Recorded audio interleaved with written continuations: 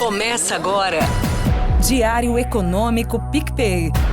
Uma análise das principais informações que impactam os mercados, A economia global e do Brasil.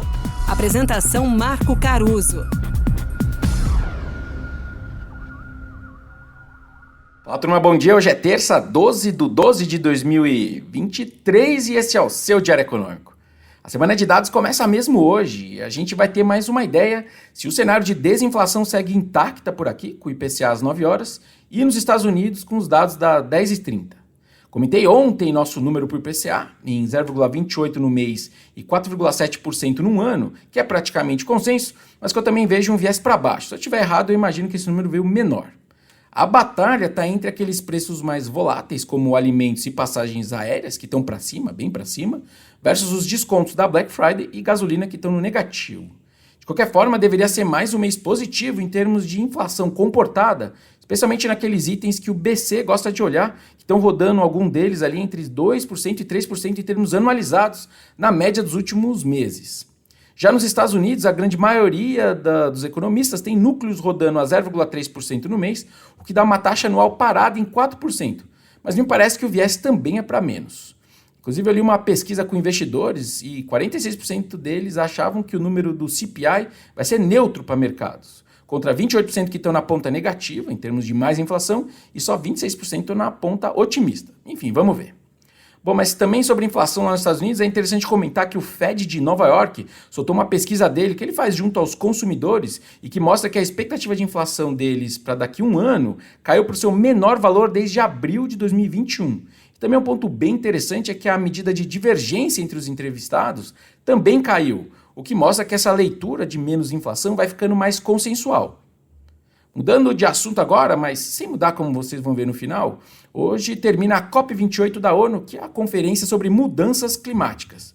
Pelo noticiário, um acordo preliminar teria tirado do texto que vai sair a ideia de eliminar gradualmente os combustíveis fósseis, o que provocou reações negativas dos países que estão acusando os estados petrolíferos de atrapalhar o combate ao aquecimento global. O documento tem que ser assinado por quase 200 países e principalmente a Europa tem pressionado por algo mais agressivo. Mesmo o Departamento de Estado dos Estados Unidos diz que a redação sobre combustíveis fósseis precisa ser, abre aspas, substancialmente fortalecida. Do outro lado está a Arábia Saudita pressionando o presidente da COP, que também é o chefe da Companhia de Petróleo de Abu Dhabi.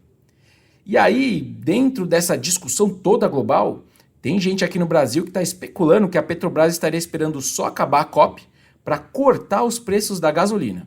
Hoje a defasagem está negativa em 6%, ou seja, o preço lá de fora mais barato do que o nosso aqui. Outro assunto agora que começa a pipocar mais noticiário lá de fora é o risco do Trump não poder concorrer à eleição americana do ano que vem.